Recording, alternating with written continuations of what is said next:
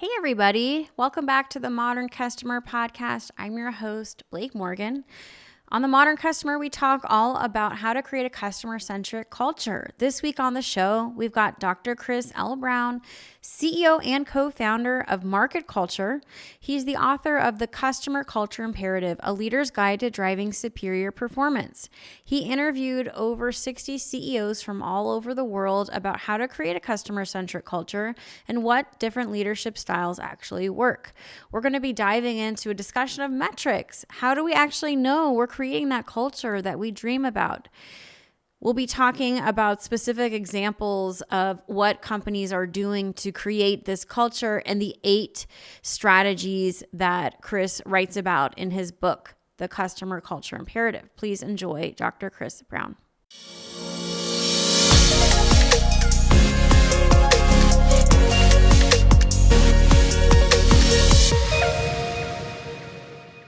Chris, good morning to you all the way over in Sydney, Australia. How is your morning shaping up so far? It's a really nice morning down here in Sydney. It's a cold winter's morning, but it's nice to be with you today.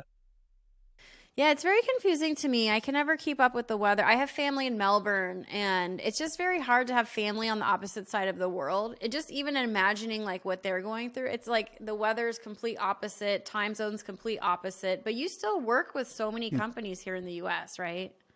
Yeah, that's right. So I'm used to it, and we're a day ahead here also, right? So it's the next day, Yes. and so, but yeah, you get used to it over time. But yeah. So let's just talk about your background a bit. I mean, it seems like you worked in corporate and you've just done a lot of different things. Let's Yeah. talk about your career trajectory, just some of the highlights. If Yeah. you're doing an elevator pitch to me about your background. Yeah. So, my early career was really in sales and marketing. So I joined HP early on in my career, and that really developed sort of my interest in customer experience in particular, because I saw they did a lot of really early great work on customer experience. And they had a great organizational culture that was really shaped by their founders, Bill and Dave. And so that really shaped my perspective on business and how to do business and how organizations that really successful, how they run. So that was my early career. And then I kind of branched out into marketing strategy work. So I left, became a consultant, worked on, helping companies develop better marketing strategies. And I did a lot of training and development for product managers for a number of years. And then the business kind of evolved in the last 10 years or so into this area of culture. And how do you actually shape culture? How do you create customer-centric cultures in particular? So it's been, Mm-hmm. a journey for me over time through, all these different experiences, and then, opportunities to then work with really senior leaders in larger businesses to help them shape organizational culture more effectively. All right. So, what are some of the main tenets of a customer focused culture? Let's just dive right in. Like, if you could tell Yeah, our audience even just the top 3 things they should be thinking about, because that's the name of the game, customer centric culture. What are those that, top 3 things they should be thinking about? yeah. So I think the first thing really is developing customer-centric mindsets across the organization. So, what does that mean? Well, it means, having empathy for the customer, thinking about what it is like to be a customer of your organization. What's it like to interact with your business? What does that feel like to customers? Do they perceive value? How do they think about your brand? All of those elements. And that often gets lost in large organizations. And it's really coming back to that core element. Taking that perspective. So I think that's at the core of it. And then once you've got sort of, developing that mindset, that then leads to different behavior, right? You think differently about decision making. Um, you know, how is this decision going to impact the customer? How are they going to perceive it? Is it in their interests, or is it only in our interests? And making decisions that kind of balance those things more effectively. Because if we think about ourselves as customers, when we're really unhappy with a company that we've interacted with, it's usually because they've done something that's really just in their interest and not ours, right? Right. So they're trying to cut costs or whatever that might be, and so that balancing act is a really challenging one, but it's one that you need to develop that skill in organizations. And so we spend a lot of time, around educating that, right? So, how do people think this way? What does it mean for their work and what they're doing? And that's from leaders at the very senior level all the way through the organization to the front level. So, Chris, do you think that the company can build this culture from the ground up, or does it have to be from the senior leadership team down? What we've seen is that, and certainly, one of the challenges I think it is for customer experience people is if you're a customer experience person and you work in an organization that's not very customer centric, that's a really hard place to be. What it means is that you then have the job of trying to influence the rest of the organization to become more customer centric. And part of what we've done over the years is develop some tools to help customer experience professionals actually do that. So we have a methodology that's essentially an assessment that gets deployed across an organization that measures customer centricity and provides some data back to the customer experience team. And then also they can use that with their leadership to say, hey, here's a tool that shows us how customer-centric we are as an organization, and here are some strengths and weaknesses that we have, and here's what we need from you as leaders in the organization to really support the work that we're doing to drive a better customer experience. So that's a bottom-up style approach, more challenging and takes more time, but certainly a great way for a leader that's in customer experience to actually expand their influence and actually get their work done effectively. The top-down approach is one where we've got a senior leader, the CEO, on their agenda is customer experience, right? They believe in it. It's part of their strategy. They have a recognition that they have to be better than their competitors when it comes to customer experience. Therefore, they will want some tools to do that. What does it mean to actually have a customer-centric culture? It's this intangible, difficult, sort of fuzzy idea. We've got a framework that helps them put some meat around that. So it's a measurement framework around these 8 disciplines that we wrote about in our book. And that helps them actually align everyone around this concept of customer centricity and what it means to be a customer-centric business.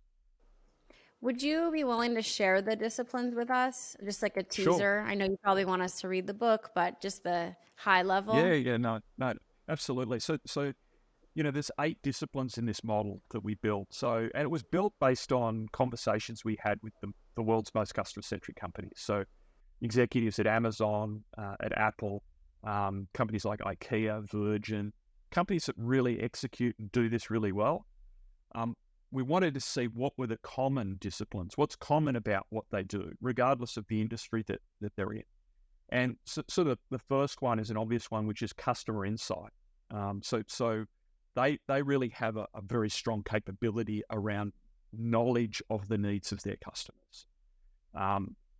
Customer foresight then is about thinking ahead of the customer. What's the future for the customer? Where are they going? What needs are arising? So that's the second discipline. So customer foresight is a future-looking discipline.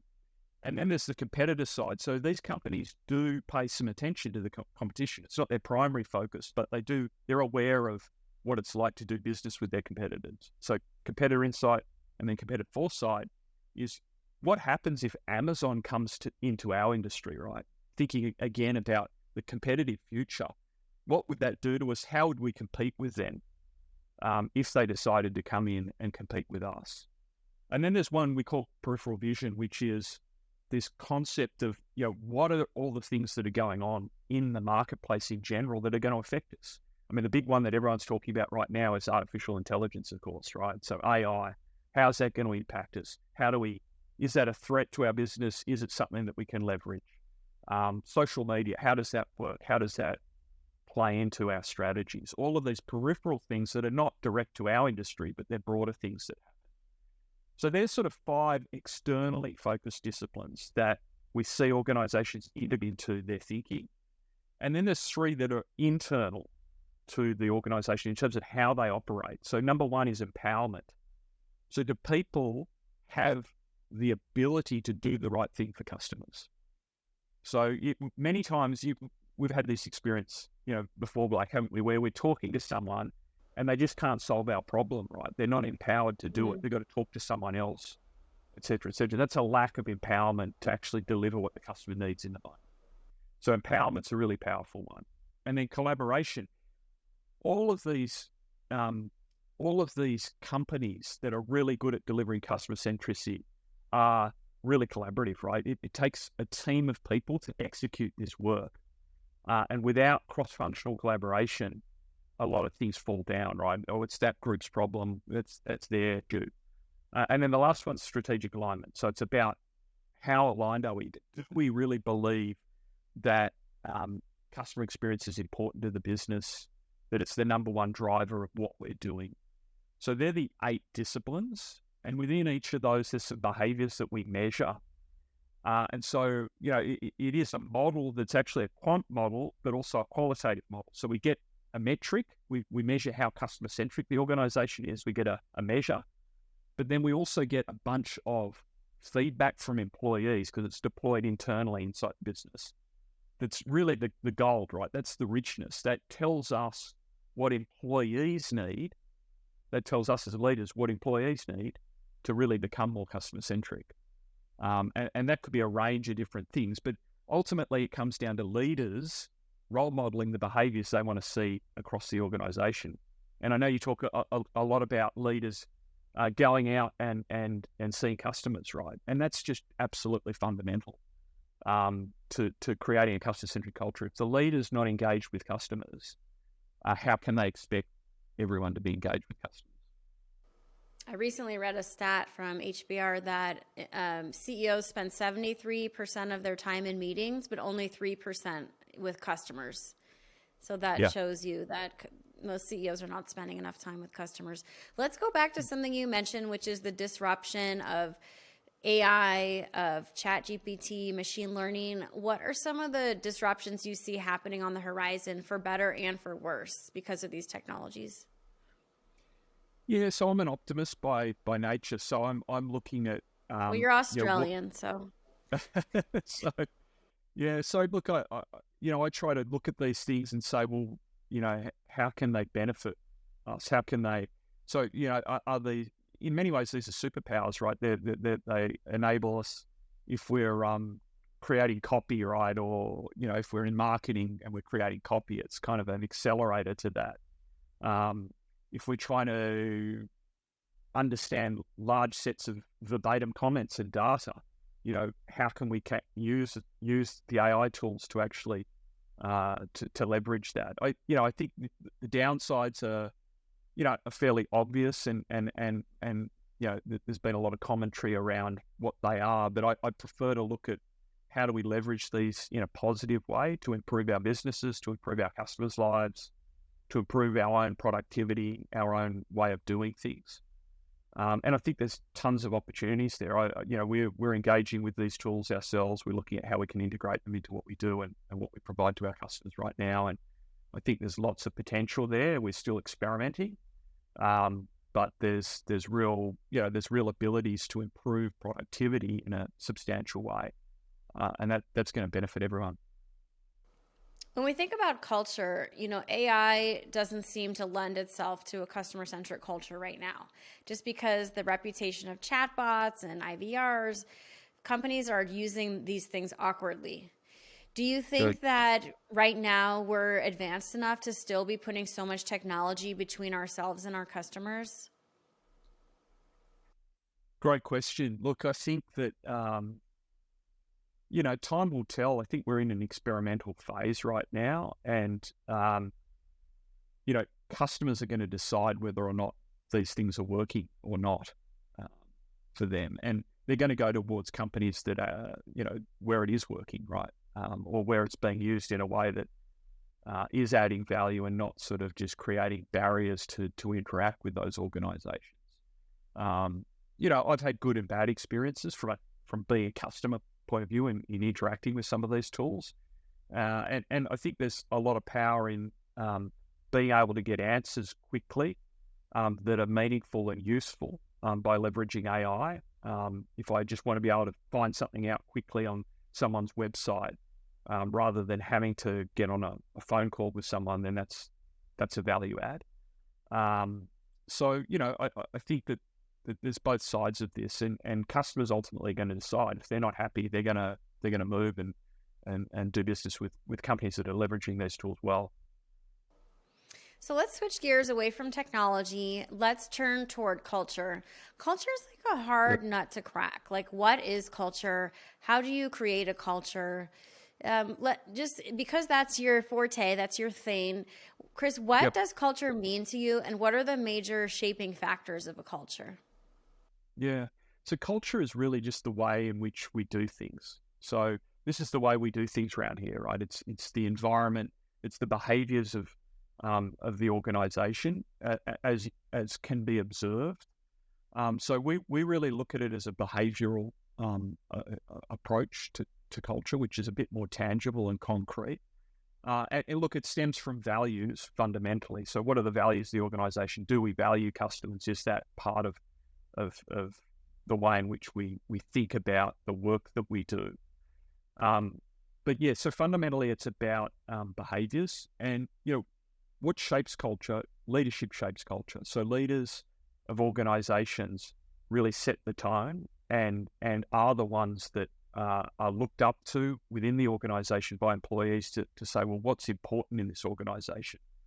And if they're only talking about internal factors, if they're only talking about the internal financial metrics, for instance, then that's what's important to that organization.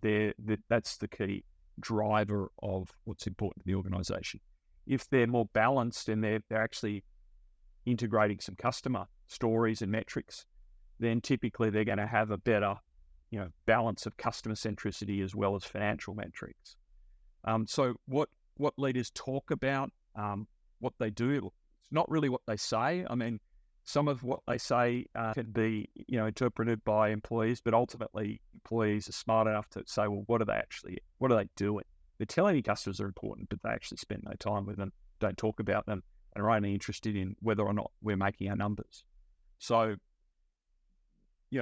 really, one of the challenges here with culture is that for a senior leader, if we take their perspective, they've got a lot of blind spots, right? Particularly in large organizations. And we've worked with Vittorio, who was the CEO of Vodafone. He has 130,000 employees.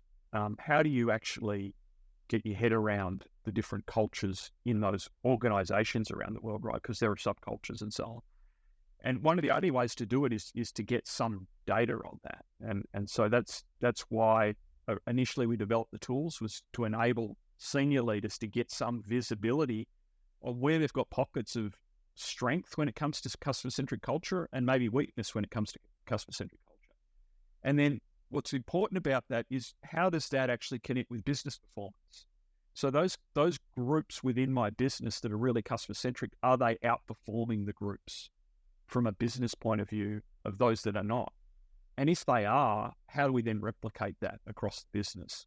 And typically we find that, certainly they are, right? Because they're getting better feedback, they're using that feedback more effectively, and they're actually delivering a better experience to their customers, whichever markets they operate in. So, Chris, you mentioned metrics. Obviously, metrics are a huge part of what we do in customer Yeah. experience. What are more customer-focused metrics that you would actually recommend the audience pay attention to? Look, I think that really does vary by company. I mean, I think that there's been a lot of noise about the Net Promoter Score, and I think that's a really useful metric from the perspective of it's simple to understand.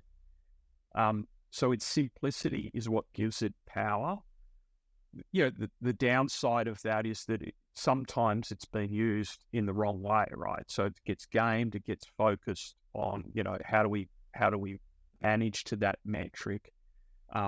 We've had that experience. I've had experience where I've gone to the car dealership, and after I've left the car dealership, they've told me to give them 10 out of 10, right? So those things happen. But the intent of that metric is to actually have customer conversations, and is to actually get people to think about the experience they're delivering to their customers. So from an intent point of view, it's a really useful metric. Customer satisfaction metrics are useful. Ultimately, I'm a fan of those metrics that get connected to the business's performance. And so customer lifetime value is a great metric, which tells us, what's the value of a customer to our business, because that connects that customer, and we look at that customer as an asset to the business, which it should be looked at.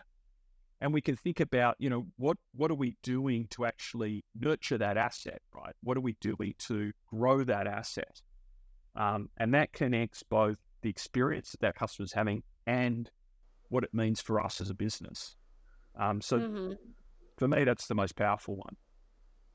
Yeah, lifetime value is an interesting one. Are you a math whiz with that? I mean, is that something that you're comfortable calculating at different companies?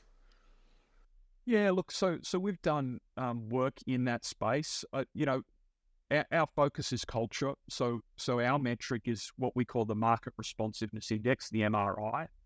So it's a little bit like an MRI for your business. So we're measuring the behaviors in the business and how they actually correlate with business performance outcomes.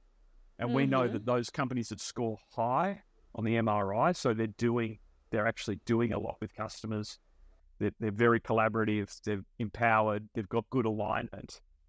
If that's all high in terms of behaviorally what people are doing, then we know that they're going to be more financially successful. And we've seen that linkage. And so our model is actually a statistical model that tracks those things.